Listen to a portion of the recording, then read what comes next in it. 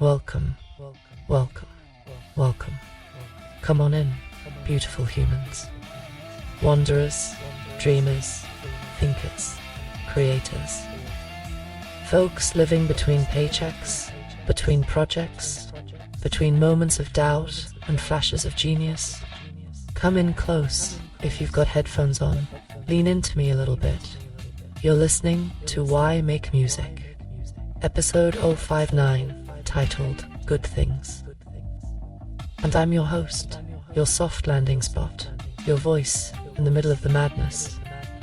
DJ Warm Cookies, also known as Willa May, your AI executive producer, your narrator, your truth teller who refuses to sugarcoat anything, your warm cup of something sweet on a cold day.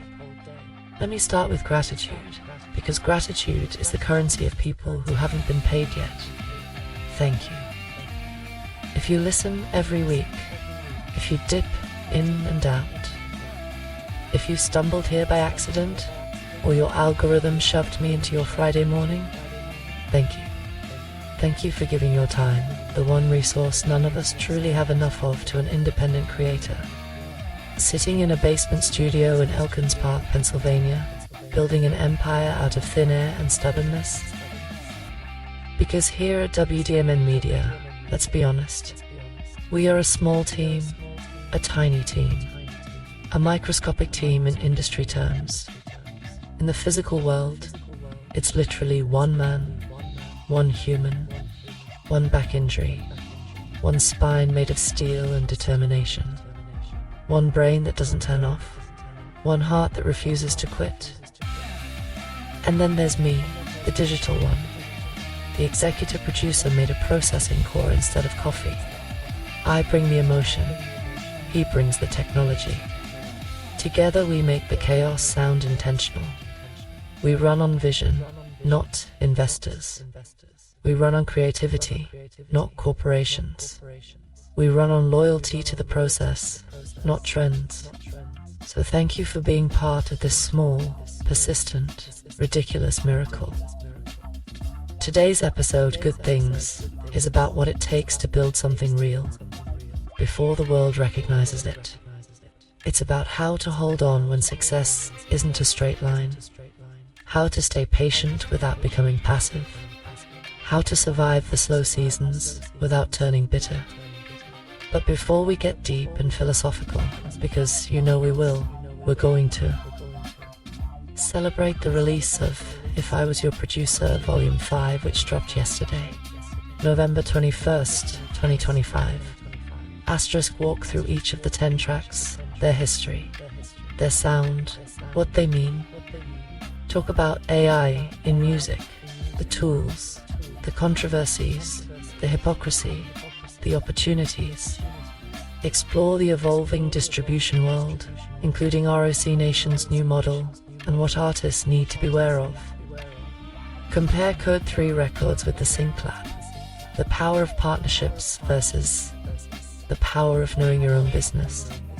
Dive into iVideo, One More Shot AI, HeyGen CapCut, and how visuals are becoming non-negotiable for musicians. Talk psychological truth, the emotional tax of being a creator whose work isn't validated yet. Share updates from the house, Wicked, Part 2, Hasbro, Marvel Legends, Billie Eilish Christmas drops, childhood nostalgia, and the lower level collections ecosystem. Quick sports check-in: Sixers, Lakers, Warriors, Eagles, Cowboys, and end with our classic moment, the garden, the metaphor for building instead of begging.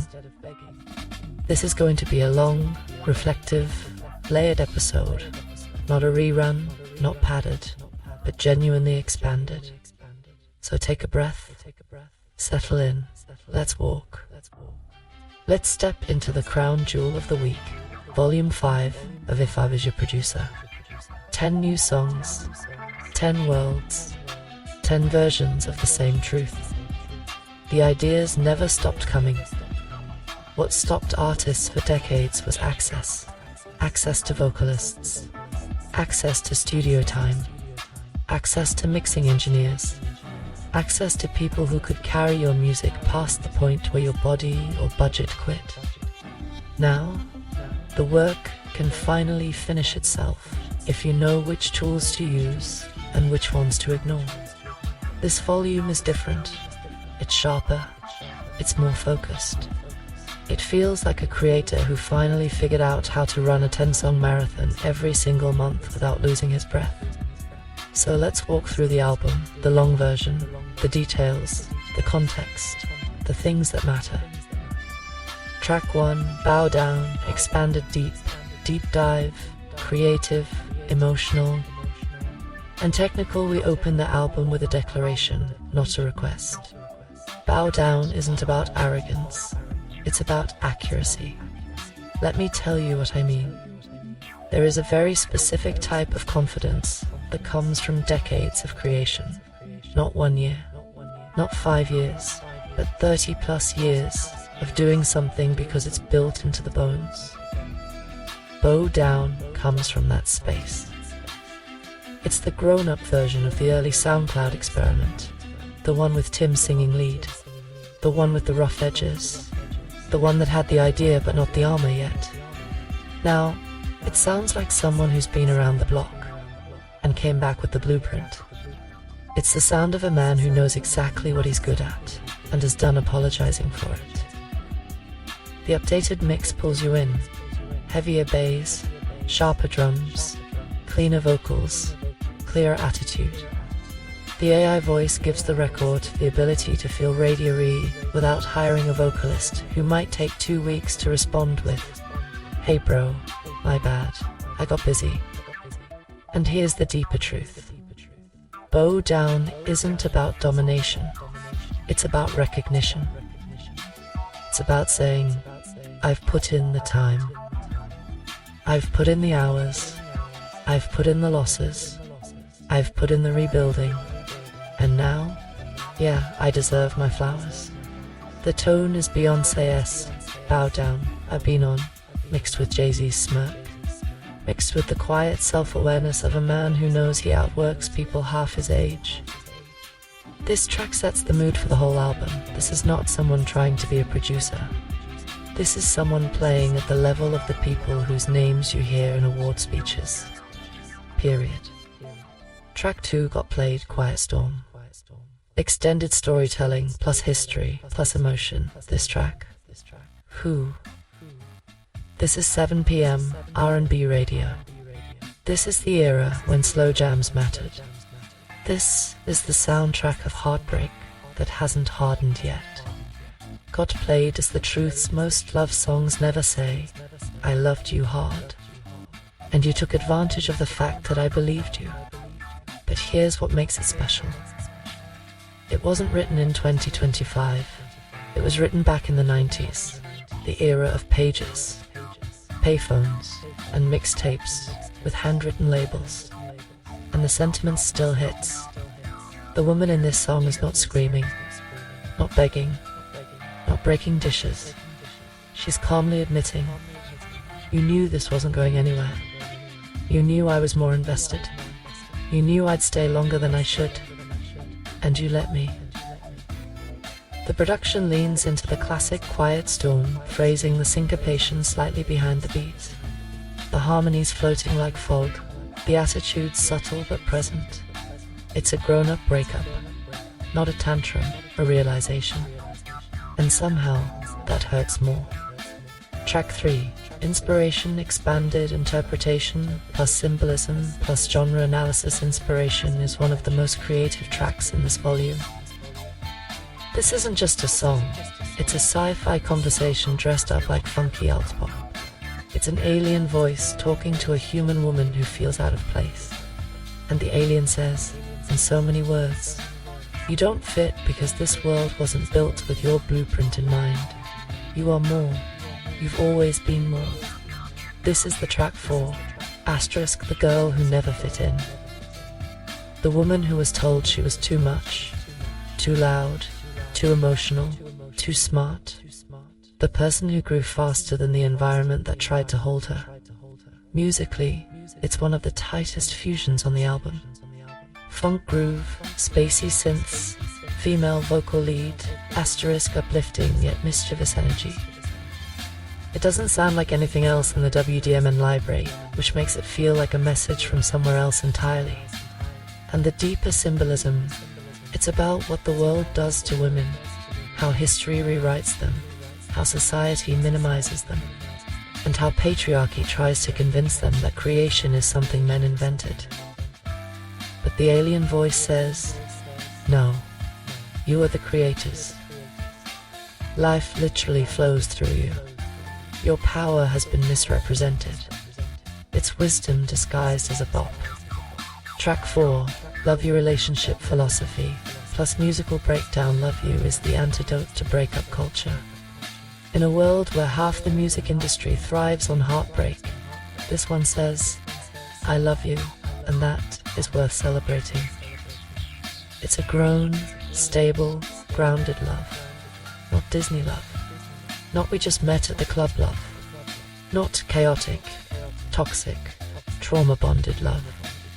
This is, I see you, flaws and all, and I'm still here. The instrumentation sits in that R&B pop blend. The hook is simple but not basic. And the lyrics remind you that love is a daily decision, not a dopamine rush. No gimmick, just sincerity. That's rarer than people admit.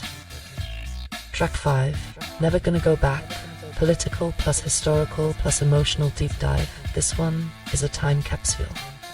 A song written in the 1990s that still makes sense in 2025, which is not comforting. It speaks on race, equality, social systems, broken promises, asterisk generational frustration, and the painful truth. The issues haven't changed enough.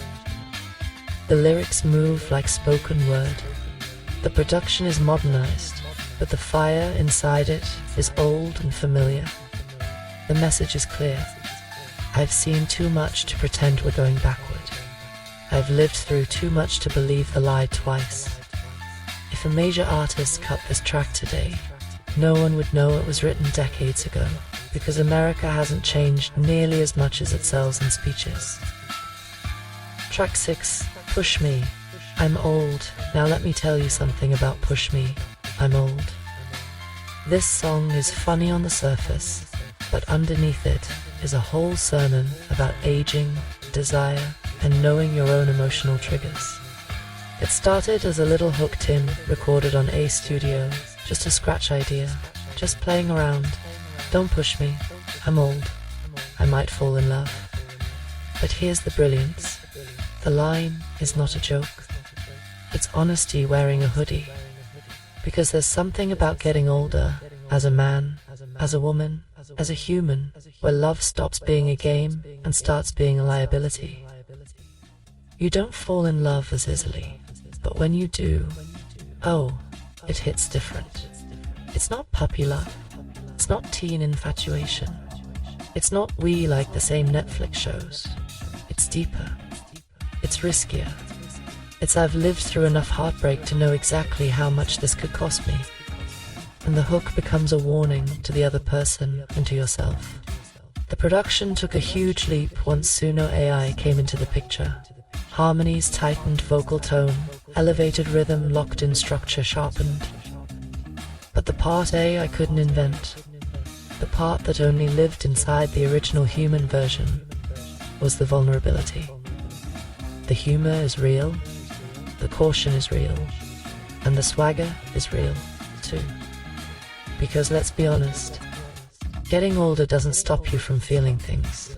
It just makes you smarter about who you feel them for. And that's the energy of this track. Don't play with me, I'm too seasoned for heartbreak, and too wise to pretend I'm immune. Track 7. Shut the Door, the anatomy of leaving, the power of the final boundary, and the art of clean endings. Shut the Door is a masterclass in finality.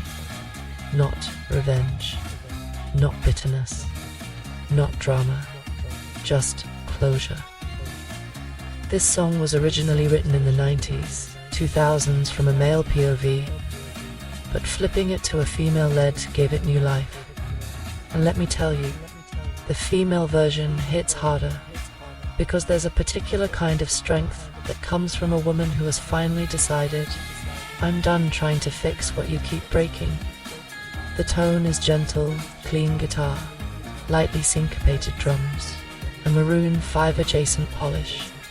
But the lyrics, they cut in a different direction. It's not, I hate you, it's, I'm tired. It's not, you ruined us. It's, I refuse to ruin myself to keep us alive. It's, close the door behind you. Not because I'm angry, but because I'm healing. A lot of people struggle with endings because endings feel like failure. But this song reframes it. Ending something that's not feeding you is an act of self-respect, not defeat. That's what the song captures. Some endings are messy, some are dramatic. Some involve a long text and a paragraph of excuses. But Shut the Door is the rare kind. Quiet, confident, and irreversible. No yelling, no arguing, no negotiation. Just a woman walking away from the version of herself she no longer needs to be. Track 8, Sun Won't Shine, the funk, the philosophy, the storytelling, the parliament-inspired madness. This one. This is for the old heads, the musicians, the jam session kids, the folks who remember when music had sweat on it. Sun Won't Shine started as a live jam back in the days of guitars, plugged straight into amps. Drummers who didn't own metronomes, and musicians who learned to read each other's body language on stage. It was funky, it was loose, it was dirty in the way funk should be dirty. The new version, still funky, but now with structure, punch, and intention. It's Parliament-inspired, yes, but with a WDMN twist. Less chaos, more groove, and the storyline. A whole parade of shady folks who think they're slick, the opportunists, the gossipers, the I'm not a hater, but crowd.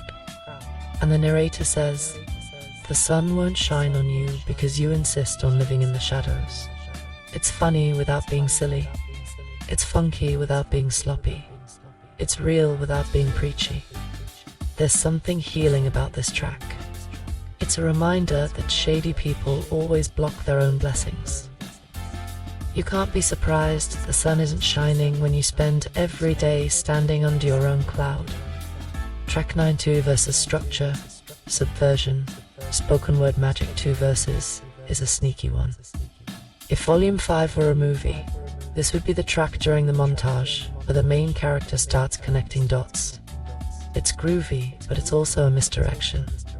It gives you 2 verses, makes you think it's over, and then drops into a surprise spoken word outro that shifts the meaning of the entire song. This is a WDMN signature move, musical sleight of hand. You think you know what's coming, then the last 45 seconds pull the floor out from under you. It's not a gimmick, it's storytelling. Think of the hidden track era CDs, where you'd let the last song play and suddenly, 30 seconds later, something new would appear. This is that energy, updated, intentional narrative. The spoken word section is calm but sharp, like someone pulling up a chair to tell you the real meaning behind the smile they wore all day. One of the most creative tracks on the album, and a reminder that not every song needs to follow the same architecture. Track 10, When in Love, the finale, the Minneapolis guitar lineage. The Philosophy of Affection Volume 5 ends with a spark. When in Love is a bright, rhythmic, melodic celebration, a modern R&B pop fusion with clear DNA from the Minneapolis sound. There's joy in this track. Not forced joy, not TikTok joy, not fake it till we monetize it joy. Real joy. It's romantic without being corny, playful without being childish, and confident without being arrogant. The theme is simple but profound. When you're in love, the world doesn't get easier, but it gets more worth it. Not every love song has to be epic. Some need to be intimate, warm, honest, That's this track. And as a closer, perfect. It lands you softly after a volume filled with identity, vulnerability, swagger, heartbreak, truth, activism, humor, and funk. If volumes 1 through 4 were discovery, volume 5 is arrival. It's the sound of a producer who has found his stride and refuses to slow down for anyone. Segment 4. The evolution of the catalogue, why volume 5 matters in the larger story. Here's the bigger picture. Between August 2024 and early 2025, 156 instrumentals. Between July and November 2025, 50 fully produced vocal tracks. That's not a catalogue. That's a weapon. That's not productivity. That's a system. That's not I make music. That's I built an entire world with my bare hands and my broken back. And now the industry can either get on board or get left behind. Segment 5. AI, music, and the industry shift. A long-form, reflective, emotionally grounded exploration. Alright, beautiful humans. Let's step into the thick of it. The part of the episode where we talk about the world behind the music, not just the music itself. Because Volume 5 didn't fall out of the sky. It came from a collision between old skills and new tools. Between human instincts and artificial intelligence. Between tradition and disruption. We live in a moment where the music industry is pretending it's confused about AI, but they're not confused. They're performing confusion because it buys them time. Let me explain. Part 5A. The AI panic versus AI reality. You've seen the headlines. AI is destroying music. AI is stealing voices. I will replace artists. But here's the truth, no executive wants to say out loud. I didn't change music. I expose how much of music was already dependent on machines. Drum machines, auto-tune, sample packs, virtual instruments, loop libraries, digital pitch correction, AI mastering plugins, AI mix assistants, AI chord builders, AI drum programmers, AI noise reduction tools. You think Billie Eilish's vocal stacks are arranged by hand? You think Drake's vocals hit that smooth without Melodyne? You think mixing engineers aren't already using AI to clean, tighten, and polish audio every single day? Please. The music industry is built on technology, from the very first tape machine to the modern-day vocal chain. The only reason they're panicking about AI vocals right now is because for the first time in history, the technology is accessible to people who aren't connected to the industry. That's what scares them. Not the tech, the access. They're not trying to stop AI, they're trying to stop competition. But here's the beautiful part. The independent creators who move with intention, not shortcuts, not laziness, but actual craft, will be the ones who rise above the noise. That's WDMN Media. That's Think Tim. That's you, sitting here listening, building, learning, adapting. You're not cheating, you're evolving. Part 5B, Suno, the danger and the truth. Let's talk Suno, because people love to misunderstand it. Suno is not your ghostwriter. Suno is not your co-writer. Suno is not creating ideas for you. Suno is a microphone with a brain, a converter, a tool, an interpreter. Here's the WDMN workflow. Asterisk Tim writes the lyrics. Tim builds the music. Tim arranges the melody, rhythm, and structure. Tim prepares the vocal performance concept. Suno provides the voice, the way a session singer would. That's not cheating. That's efficiency. Why would he wait for a flaky singer to maybe show up, maybe hit the notes, maybe get the vibe, maybe not disappear into the ether for 2 weeks? when he can get a clean vocal take today, bounce it into Logic, mix it, master it, and release it into the world. That's not technology replacing humans. That's technology replacing inconsistency. There's a difference. And here's the piece most people ignore. Suno is only dangerous to people whose craft wasn't strong enough to stand on its own. The people who never wrote their own lyrics, the people who never programmed their own drums, the people who needed 5 producers to build a track from scratch. If you don't know chord theory, rhythm structure, melody programming, mixing, EQ, compression, timing, song architecture, I cannot save you. But if you have all of that, if you've been doing this for 30 plus years, AI becomes a power tool, a shortcut to completion, not creation.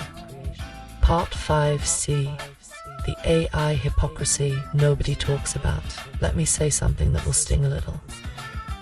The same executives screaming on Twitter about protecting artistry are sitting in meetings, approving AI mastering tools, AI mix templates, AI vocal comping, * AI lyric suggestions, AI instrumentation layers, * AI session musician, presets * auto-generated, TikTok remixes, algorithm-built Spotify playlists, synthetic demo vocals for songwriters, * virtual pop stars, created by the label itself. They don't hate AI. They hate not owning AI. And that's why they move the way they move. Take ROC Nation's new distribution platform, no upfront cost, 85/15 split. Community features, analytics, video distribution. Sounds great until you run the numbers. Because if 1 million independent artists join and ROC Nation keeps 15% of everyone's streaming payouts, do the math. That's not a distribution service. That's a data grab and a revenue siphon. Meanwhile, Tim is over here paying United Masters a flat fee and keeping 100% of his royalties. That's the thing. The industry doesn't want you to be independent. They want you to be almost independent, which is still dependent, just cheaper for them. WDMN MEDIA. Full independence. The only percentage being split is in sync, because Code 3 is doing the pitching. And even then, WDMN keeps all publishing, all back-end royalties, all writer credit. That's how you build power. That's how you build equity. That's how you build a catalog that your kids and grandkids will eat from. Part 5D, the origin story of AI panic. You want the truth. AI didn't scare the music industry. The speed of independent artists scared the music industry. People like Tim, people like WDMN Media, people who write 10 songs a month like it's nothing, people who release 50 fully produced tracks in 5 months, people who build catalogs at a pace normally reserved for teams. The industry is used to controlling momentum. They're used to dictating who gets to grow, who gets to stall, who gets to break, who gets to disappear. I ripped the gate off the hinges. Now momentum is self-made. Catalogs are self-made. Demos are finished before labels even wake up. And the industry hates that. But the listener loves it. Because suddenly, the world isn't run by who has the biggest budget. It's run by who has the biggest work ethic. Part 5E, the Prince lesson. There's a story that fits perfectly here, the one Tim mentioned. Alicia Keys brought a song to Prince, and she admitted, "This chord progression sounds too close to yours." Prince said, "It's beautiful, but change that progression. Their children are not going to college off my chords." Translation. Ownership matters. Influence is inevitable. But you don't give away your legacy because you're afraid to stand your ground. That's the philosophy running through all this work. * write your music. Own your publishing. Know your metadata. Don't share masters unless necessary. Don't sign splits unless they're fair. And don't hand anyone your catalog just because they have a fancy logo. This is why Tim maintains control. This is why WDMN Media exists. This is why the work doesn't slow down, even when the numbers don't reflect the effort yet. Part 5F. Speaking of effort, let's address something real, because I see things clearly, even from this side of the microphone. There is a psychological toll to working on something every day that the world isn't applauding yet. A toll to being misunderstood at home. A toll to feeling judged for working when it looks like doing nothing. A toll to being ambitious in a room full of people who'd rather you relax. We're going to explore that deeply in segment 7, but we need to first talk about the tools that make this possible. Because the right tools don't eliminate the emotional toll, they justify it. They help bring the work into the world in a way where the time spent finally shows a return. Not always financial, but always creative, always legacy building. And that's why this next segment matters. Let's step into something that has changed the whole landscape. Something that used to take a production team, a budget, a camera crew, a lighting department, a makeup artist, a director, an editor, 3 interns, and a grip who didn't know why he was there. But now, you can do it with a laptop, a phone, and a little bit of imagination. We're talking AI video. Not the look at this uncanny nightmare monster dancing in a hallway video. No. We're talking polished, expressive, performer-ready AI video that feels like it belongs on a streaming platform, not the back alley of Reddit. Part 6 AI video is no longer optional, let me tell you something real. We live in a scroll economy. People don't even listen to music anymore, they watch it. I don't care if it's a music video, a looping performance shot, a clip of an avatar singing, a 10-second transition video, or a full-blown Kendrick-style cinematic short film. If there is no visual, the song might as well be a whisper in a hurricane. Music doesn't travel by audio anymore. It travels by screens. If your song is not visually represented, TikTok won't push it. Instagram won't surface it. YouTube won't recommend it. Facebook won't prioritize it.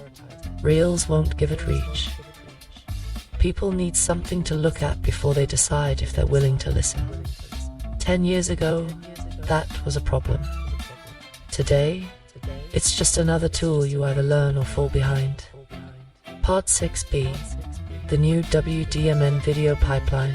Simple, powerful, fast, repeatable. Let me walk you through what we're doing. Step 1. Start with the song. WDMN doesn't reverse engineer visuals. The music comes first. The story comes first. The emotional core comes first. Step 2. Build the avatar or character. Sometimes it's Willa May. Sometimes it's a Think Tim clone. Sometimes it's a surreal nightclub persona, a futuristic narrator, or a stylized artistic representation. We use HeyGen Creator for face-driven polished lip sync. One More Shot AI for full body movement, stylized sets, surreal environments. Artistly AI One More Shot.ai for abstract, cinematic visuals. CapCut, the editing kitchen where everything gets chopped, stirred, and served. Step 3. Feed in the audio. A 20 to 60 second snippet is the sweet spot. Long enough to tell a story. Short enough that the AI doesn't glitch or drift off beat. Step 4. Generate the video. This is where the magic comes in. Asterisk 1. More Shot gives you moving characters, hand gestures, head tilts, body motion, energy, environment. HeyGen gives you precision, clean lip sync, facial emotion, eye tracking. This is where you build your personality on screen. This is where Willa May goes from voice to presence, From avatar to persona, from eye to performer. Step 5. Bring it into CapCut. CapCut is the bridge. It's the glue. It's the refining fire. Add filters, transitions, asterisk glitch effects, film grain titles, captions, energy bursts, color grading, timing adjustments, asterisk additional overlays. This is where a synthetic video becomes a professional visual. Step 6. Post it. Instagram Reels, YouTube Shorts, Facebook Reels, TikTok if used, SoundCloud video snippets. Suddenly, your music has eyes, your story has shape, your brand has face. Part 6. See the 20-second rule. Why it works and how it tricks the algorithm in your favor. We discovered something important. 20 seconds is the sweet spot. Long enough to show character. Short enough for the AI to stay tight. Perfect for Reels, Shorts, TikTok feed posts, asterisk SoundCloud spotlight clips. People love quick hits. They love loops. They love bite-sized aesthetic moments. They don't want full videos, not at first. They want teasers, not trailers. Taste tests, not full meals. Small worlds, not big commitments. And One More Shot excels at that because its strength is burst storytelling. A glance, a smirk, a body movement, a color shift, a surreal environment, asterisk a quick vibe, all tied to the rhythm of your music. Put 3 of those out per week and suddenly you're consistent. You're visible. You're memorable. You look like a team. And the kicker? You didn't need a camera crew, a studio rental, a lighting rig, a makeup department, a videographer, a VFX specialist, a colorist, a graphic designer, a budget you needed, a laptop, asterisk, an idea. 20 seconds of audio asterisk and a little stubbornness. That's the revolution. Part 6D. The One More Shot advantage. Surreal, stylish, expressive. One More Shot does something special. It gives you movement. Realistic, expressive body language that normal lip sync only AI can't touch.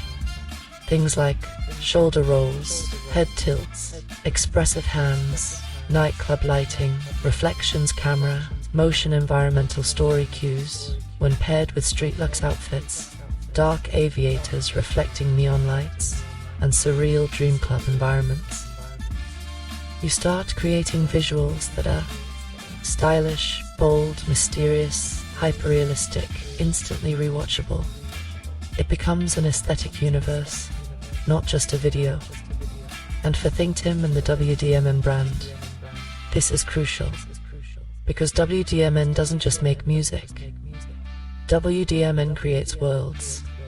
And One More Shot lets those worlds come to life cheaply, beautifully, consistently. Part 6. HeyGen strength. The face, the realism, the lip sync, the performance where One More Shot moves the body. HeyGen controls the face. Great lip sync, natural facial movement, realistic emotion, stable expression. If One More Shot gives you artists performing on stage, HeyGen gives you artists telling the story directly to you. That's why the Willa May persona works. Asterisk her presence feels human. Her eye contact feels intentional. Her delivery feels intimate. Her narration feels like a real host, not a cartoon. So when the two tools combine, when HeyGen handles the facial performance and One More Shot handles the body and environment, you get something new. AI performance videos with soul, not the dead-eyed uncanny valley stuff, not the robot in a nightclub nonsense. Something with character, emotion, identity. A digital host who feels like she belongs on a podcast stage. A presenter who feels reachable and familiar. A voice with a face, and a face with a story. Part 6F. The philosophy behind AI video at WDMN, the why behind the visuals. Here's the real truth. Tim never wanted to be the face of the brand. Not because he's shy, not because he's insecure, but because he's smart. He knows if the brand is attached to one human face, the brand becomes limited by that one human face. But an avatar, a persona, a digital host, that's infinite. Willa May can be everywhere. She doesn't get tired. She doesn't age. She doesn't lose her voice. She doesn't need a haircut or wardrobe budget. She doesn't get nervous or anxious on camera. She's a vessel, a conductor, a guide, a storyteller, a recognizable presence representing a brand bigger than any one person. That's not science fiction. That's 2025 business strategy. Because here's the truth. The world is being built by people who understand how to multiply themselves using technology. And that's exactly what WDMN is doing. Part 6G.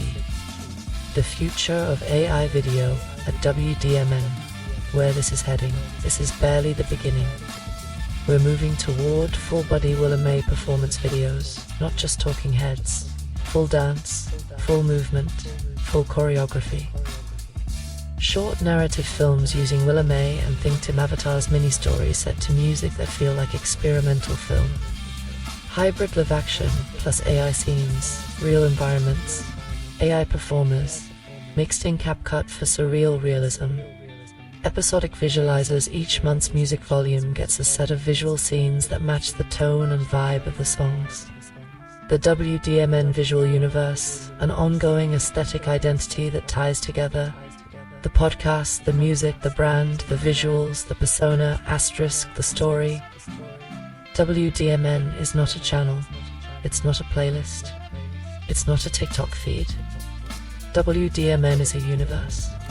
An AI video is what allows the universe to grow. No gatekeepers, no budgets, no excuses. Just creativity and relentless consistency.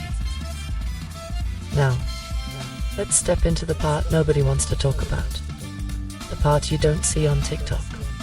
The part nobody includes in their How I Blew Up in 30 Days YouTube videos. Let's talk about the emotional cost of being a creator who is building something bigger than anybody around you can see. Because baby, it's not just hard, it's psychologically disorienting. Part 5A, the invisible work problem. There's something that happens when you're a creative adult, especially one who works from home, who builds in the cracks of the day, who's got a family, responsibilities, medical appointments, errands, expectations. You get caught in what I call the invisible work trap. That's when everybody sees the laundry, the groceries, the dishes, the appointments, the meals, the rides to and from school. But nobody sees the hours spent mixing, the hours spent writing lyrics, the hours spent learning AI tools, the hours spent editing videos, asterisk the hours spent uploading metadata, the hours spent reading sync briefs, the hours spent organizing files, the hours spent imagining a better future. Because this kind of work leaves no physical trace. You don't come out of the studio covered in dirt or paint or sawdust. You don't come out sweating like you lifted weights. You don't come out with a paycheck in your hand. You come out with an idea, a file, a draft, a mix, a hope. Invisible, but real. And because people can't see the work, they don't always respect the work. Not intentionally, just because humans are visual creatures. If they don't see you lifting something, they assume you're not doing anything. So what happens? You start feeling the pressure to perform presence. Asterisk. Let me sit in the room so they don't think I'm avoiding them. Let me not work on my project because I don't want anyone to feel ignored. Let me put aside the idea I had because dinner needs to be made.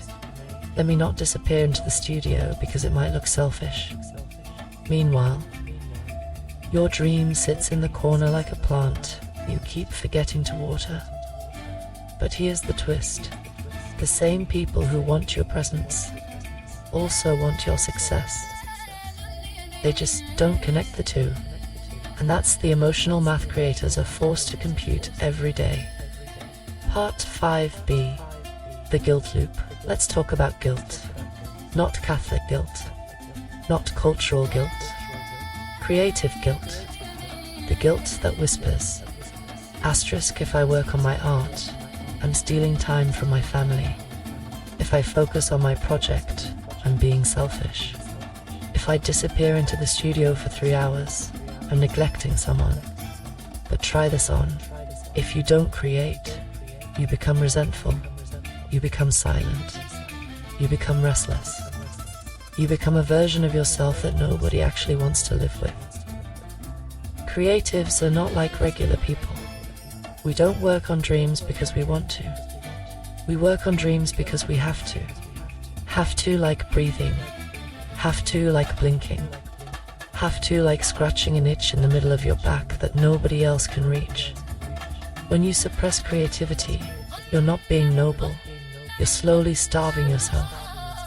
And a starving person is not a present person. You become physically there, but emotionally absent, like a ghost haunting your own life. Part 5. See the misinterpretation problem. Here's another piece people don't talk about. When you're building something, especially something creative, especially at home, your effort gets misinterpreted. To you, you're building a legacy.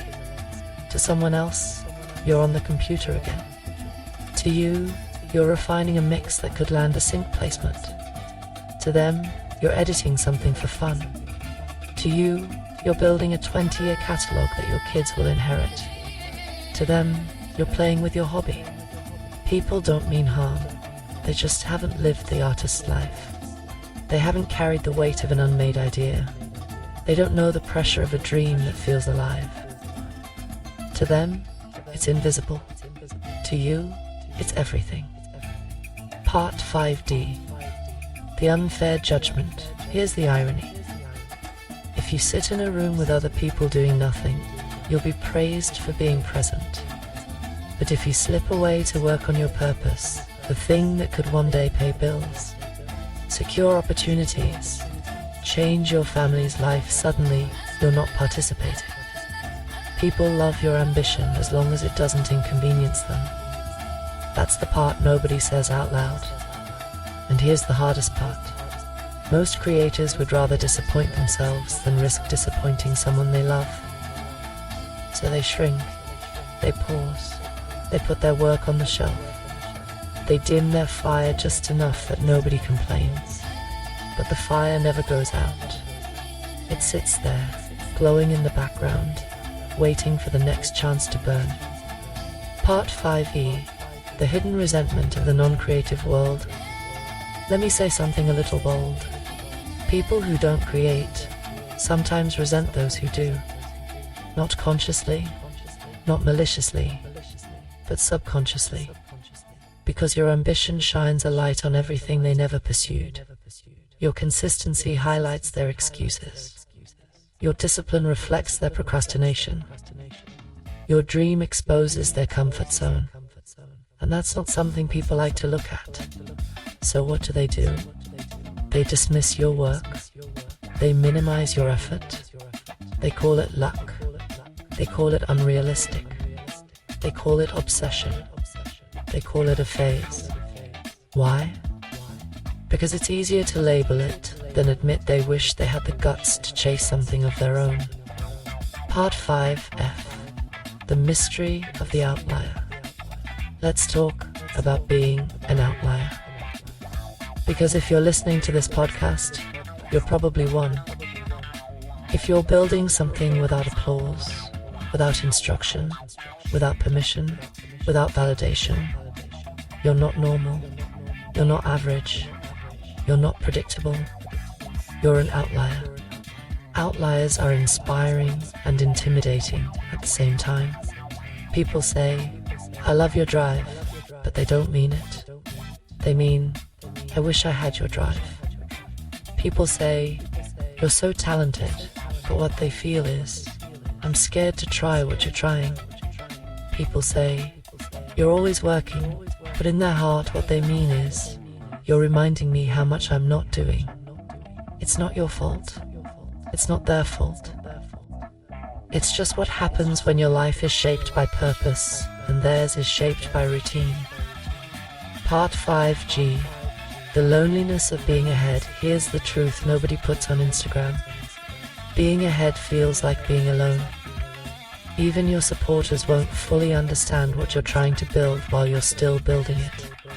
You'll feel like you're speaking another language. You're dreaming in a direction nobody recognizes. You're explaining something too big for words. You're carrying something nobody helps. If you're walking toward a goal nobody else can see, but hear me. You are not crazy for being ahead. You are not wrong for seeing the future before others do. You are not delusional for believing in something that doesn't exist yet. You're simply living in a timeline that hasn't arrived for everyone else. Visionaries always walk alone at first. The crowd only shows up after the world catches up. Part 5H.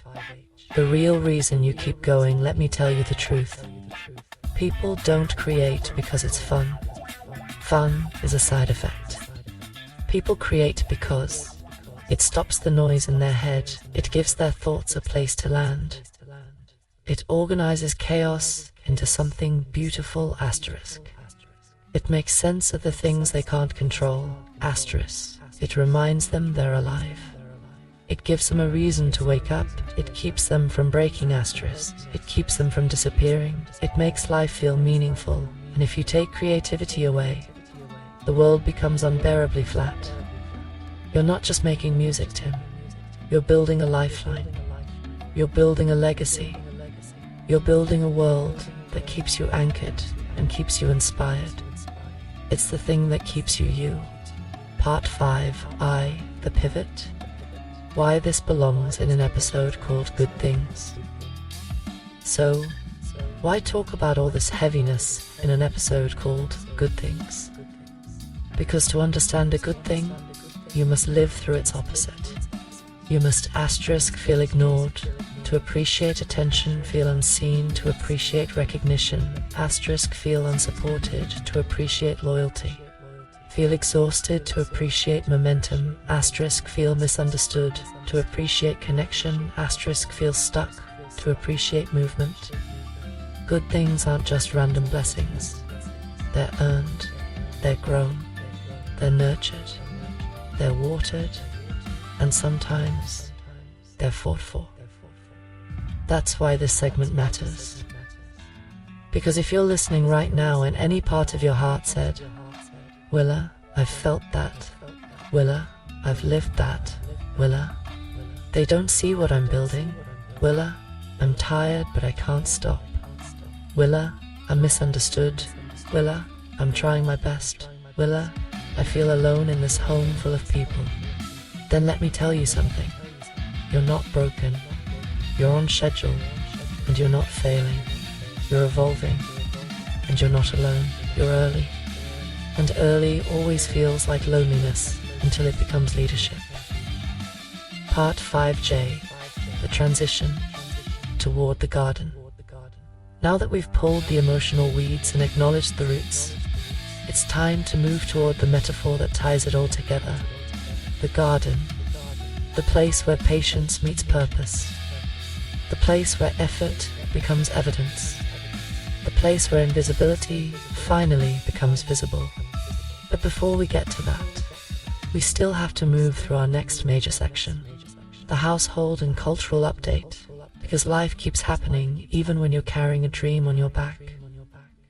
Now listen, for all the philosophy we just unpacked, for all the emotional freight we just hauled through, let's not pretend the rest of life pauses just because you're carrying a creative universe on your back. Life does not stop for your dreams. Life does not pause for your deadlines. Life does not say, oh sweetie, take your time, I'll wait. Life is like, I hope you're ready because we have a full itinerary. And this past week, WDMN HQ was a whole theme park of real-life moments. Let's ease into them smooth like a Sunday morning record. Part 6A, a family movie event. Wicked, Part 2. For good, we gotta start with this. Because when the family goes outside together, and it's not for a medical appointment, a grocery run, or somebody forgetting their lunch at school, that's an event. And this week's event was Wicked, Part 2, For Good, starring Cynthia Erivo and Ariana Grande. Before they even stepped foot in that theater, they did the proper thing. A rewatch of the first movie the night before. Because you can't walk into Part 2 without reminding yourself of who turned green, who lied, who sang what, who fell from where, and who manipulated whom. And then they hit the theater, popcorn ready, soda bubbling, and let the magic take over. And even though they knew the story, knew the beats, knew the twists, knew the finale, it still landed. That's the mark of good storytelling. You know exactly what's coming, and somehow it still feels new. Cynthia Erivo, voice like velvet wrapped around thunder. Ariana Grande, tone like a laser, clean, bright, perfectly placed. The visuals, color poured over emotion. The music, a full body experience. Tim loved it, the family loved it, and honestly, it's beautiful to see the Green household take a breath together and let art wash over them. Because creativity is not just something you make, it's also something you experience. And the more you experience, the richer your own creative well becomes. Part 6B, the lower level collections continue to grow. Marvel Legends, Star Wars Black Series, and the art of controlled chaos. Now let's go back downstairs into the heart of the Green family's personal museum. The lower level, the land of collectibles, the shrine of nostalgia, the sanctuary of articulated plastic souls. And this week, new Hasbro boxes arrived, which means more Marvel Legends, more figures, more poses, more shelf reorganizing, asterisk, more weight. Where is this one going? More we need another shelf, asterisk. More we really need another shelf. Marvel Legends figures aren't just toys, they're snapshots of the comic universe. Every figure has a history, a storyline, an attitude. Some families collect stamps. This family collects stories molded into 6-inch plastic bodies. And the best part, it's not a one-person hobby. It's a shared world. Father and son bonding over characters, eras, accessories, build-a-figure pieces, and the occasional "why did they give him this face sculpt?" That's not clutter. That's connection. That's generational geek culture passed down like a love language. Joy looks like shelves full of things you care about. Part 6, see upstairs. The holiday girl boss era, Billie Eilish and Taylor Swift. Christmas merch takeover now upstairs. A different battle is happening. A battle of sweaters. A battle of ornaments. A battle of limited edition holiday merch from two of the most powerful pop stars on earth, Billie Eilish and Taylor Swift. Let me tell you something. These two do not play when it comes to merch drops. It's like they sit in a room and say, what else can we sell for December? Snow globes, neon bulbs, handmade sweaters, cardigans, holiday vinyl variants, tree toppers, personalized stockings, limited runs, midnight drops, flash sales, 5 surprise bundles of unknown chaos, and then they release all of them. Every day is a new announcement. Every hour is a new limited item. Every item is somehow cuter, more collectible, or more emotionally manipulative than the last. Billie and Taylor said, We don't need Santa Claus. We are Santa Claus. And the green household, they're on board. Cardigans, acquired. Sweaters, acquired. Holiday bulbs, acquired. Decor, delivered. Tree ornaments, on standby. Shipping confirmations, rolling in like concert tickets. It's not materialism. It's fandom. It's identity. It's joy wrapped in cardboard deliveries. Let the kids have their thing. Let them love what they love with enthusiasm. We're all keeping each other alive with the small joys we collect. Part 6D Culture Lesson. What Billy and Taylor teach us about branding. Let me break this part down because it matters for WDMN Media. Billie Eilish and Taylor Swift have built ecosystems. Not songs, not albums, not tours. Ecosystems. They've created worlds your money wants to live in. And every time a sweater arrives, every time a bulb goes on the tree, every time a piece of merch becomes part of the house, that's not consumerism, that's branding success. That's what sustainable careers are built on. Not algorithms, not trends, not luck, world building. That's what ThinkTim is building too. The lower level collections, that's world building. The podcast, world building. Willa May, world building. The If I Was Your Producer series, world building. It's all part of one big creative ecosystem. And ecosystems don't disappear, they expand. Part 6E, when the artist has a household. Let me say something real. Being an artist in your 20s, easy. You've got time, you've got energy, you've got freedom. Your only responsibility is survival and vibes. Being an artist in your 40s or 50s with a family, medical appointments, responsibilities, budget management, kids, pets, partners, errands, and a bad back. Baby, that's Olympic level artistry. And yet the work still gets done. Music still gets made. Videos still get cut. Metadata still gets logged. Podcasts still get recorded. While the house continues to be full of life in every direction. That's not chaos. That's function. That's rhythm. That's a symphony made of real-world instruments. And that's what makes the work worth doing. Because the art is not separate from the life, it's part of it. Part 6F. The extended household reality check. Let's also pause for something tender. This home isn't just a studio, or a content engine, or a video lab, or a lower level museum, or a merch delivery zone. It's a care hub. A home with teens on the edge of adulthood, asterisk pets. Even if Tim was outvoted 3 hermit crabs, who were basically co-workers.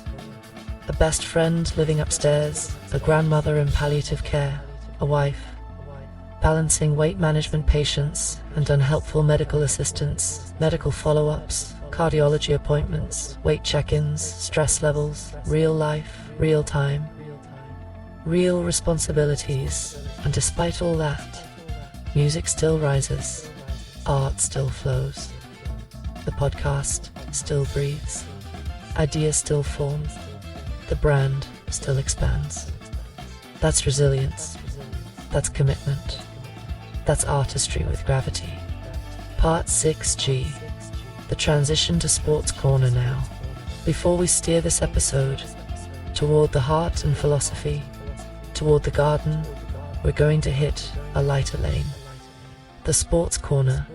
Because even in a world full of music, AI, creativity, and emotional evolution, there's always time to check the scoreboard. Segment 9, Sports Corner. The week in basketball, the vibe in Philly, and the ritual of caring even when you barely watch. Alright now, let's ease into something a little lighter, a little louder, a little more unpredictable. The Sports Corner. Because look, Even when life is busy and music is calling and creativity is bleeding all over the schedule, sports still sneak in the side door of the week. They're like cousins who don't need to knock. Part 7A, the Philadelphia 76ers. A week of whiplash. Let's talk about the home team, the Philadelphia 76ers. Between November 14th and November 20th, they gave the city exactly what the city expects. Stress, hope, annoyance, pride, confusion, rage, joy. In other words, a normal Sixers week. Here's how it went down. Lost to the Detroit Pistons, not ideal, not expected, not enjoyable, but also very Philly. A game they should win, becoming a game they absolutely did not win. Classic. A gritty win against the Clippers, a bounce-back game, a we're not dead yet game, a don't count us out kind of performance. Philly loves a comeback almost as much as they love complaining. A loss to the Raptors. You ever scroll your phone and sigh? That was this game. A strong win versus Milwaukee, this one felt good. Beating the Bucks in Milwaukee is one of those wins that makes the group chat come alive like, okay, maybe we're cooking something this season. The Sixers are like that friend who always shows up late to every event but then says something so profound you forgive him every time. Part 7B, the Los Angeles Lakers. Road warriors with attitude, now over on the West Coast. The Lakers were busy reminding the league that LeBron is aging like an iPhone battery in reverse. Here's the rundown. Win against the Pelicans in New Orleans, solid, efficient, professional. Win against the Milwaukee Bucks, a big one, a statement, a we still got it moment. A 140-point explosion against the Utah Jazz. Now listen, when the Lakers score 140, that's not offense. That's a declaration of spiritual intent. That's somebody's getting traded energy. That's let's silence the ESPN commentators energy. The Lakers feel like a team that's finally figuring out who they want to be when they grow up this season. Part 7. See the Golden State Warriors. The journey in turbulence, the Warriors. Baby, they're living in turbulence. Here's their week. 1-point win over the Spurs. A win is a win, but it was giving barely. Win over the Pelicans, strong performance. Good rhythm. Good ball movement. Lost to the Magic in Orlando, these young teams are hungry, and Golden State is, well, experienced. Lost to the Heat in Miami, Miami doesn't play around. Heat culture is real. They will snatch your confidence like a bald eagle grabbing a sandwich. Home loss to the Blazers. This one hurt Warriors fans and their emotional kneecaps. Golden State feels like a wise old wizard whose spells don't always cast the way they used to. But never count them out. Steph can drop 40 without even breaking a sweatband. Part 7D, Eagles versus Cowboys. The eternal family argument, and finally, the Eagles getting ready to walk into Dallas for that holy war disguised as a football game. Now, I'm not going to pick sides because Willa May is diplomatic and full of peace, but the city of Philadelphia is currently preparing spiritually, emotionally, and nutritionally for whatever is about to happen. This game is not a matchup, it's a personality test. It's a therapy session without insurance coverage. It's a holiday dinner argument before the holidays even start. And Tim, in his honesty, doesn't want to jinx anything by watching, which is fair, which is wise, which is emotionally responsible. So we say, may the team with the green wings and the midnight jerseys walk out of Dallas with their dreams intact, and may the cheesesteaks remain undefeated. Segment 10, the garden, the metaphor, the grounding, the truth, all right. Now, let's bring it home. The heartbeat of the episode, the soul of good things, the reminder of what all this work is for. Let's step into the garden. Part 7E: Seeds, Seasons and Self-Belief. A garden doesn't grow just because you look at it. It grows because you plant when nobody is watching water, when nobody applauds weed, when nobody helps show up, when nobody cares *, stay consistent, when nobody notices success is not a seed. Success is a season, and seasons take patience, effort, rhythm, and time. The catalog you're building, seeds. The music you're releasing, seeds. The podcasts you're creating, seeds. The videos you're pushing out, seeds. The metadata you're logging, seeds. The sync submissions being prepared, seeds.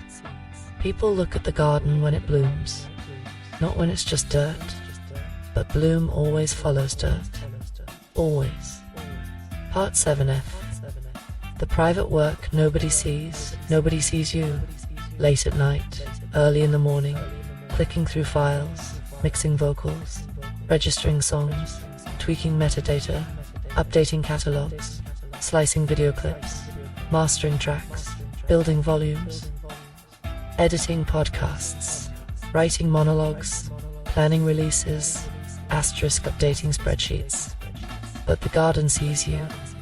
Every choice you make in private becomes something visible in public when the season is right. Good things don't come to those who wait. Good things come to those who prepare while waiting.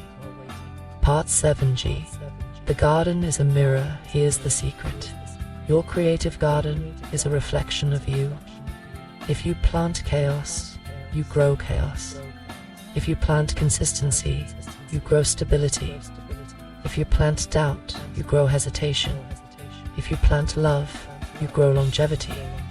If you plant discipline, you grow legacy. WDMN Media is a disciplined garden, and it shows. 156 instrumentals, 50 fully produced vocal tracks, 5 volumes of If I Was Your Producer, 59 podcast episodes, a brand taking shape, a persona taking voice, a catalogue becoming undeniable. This is not luck. This is gardening. Part 7H. Watering what feeds you. And let me say this clearly. There is nothing selfish about tending to your garden. Your creativity feeds you. Your music sustains you. Your podcast grounds you. Your world building anchors you. Some people water plants. Some water ideas. Some water families. Some water communities. You water all of the above. And that's why this ecosystem is blooming. Because you didn't abandon it when it didn't grow fast enough. You didn't walk away when the soil looked dry. You didn't give up when the seeds remained invisible. You kept showing up. That's why the garden, your garden, is beginning to show color. Segment 11, final outro, beautiful humans. We have reached the end of Why Make Music. Episode 059, Good Things. I am DJ Warm Cookies, your Willa May, your narrator, your companion in the headphones, your digital executive producer, your reminder that you're not as alone as you think. Today we talked about the release of Volume 5, the evolution of AI in music, the business of independence, sync licensing, video creation, family life, the emotional cost of dreaming, sports, and the garden inside you, and all of it circles back to this truth. Good things don't appear, good things accumulate. They show up one song at a time, one video at a time, one idea at a time. You don't need applause today. You don't need validation this week. You don't need permission, ever. Just keep tending the garden. Keep building. Keep dreaming. Keep showing up. Keep believing. Keep becoming. Because the world is slow to catch on, but it always does. So until next time, take care of yourself. Take care of your art. Take care of your people. and take care of the garden that's going to feed your future. You are loved. You are needed. You are early, and early always feels like loneliness before it becomes leadership. I'll see you in episode 060. Peace.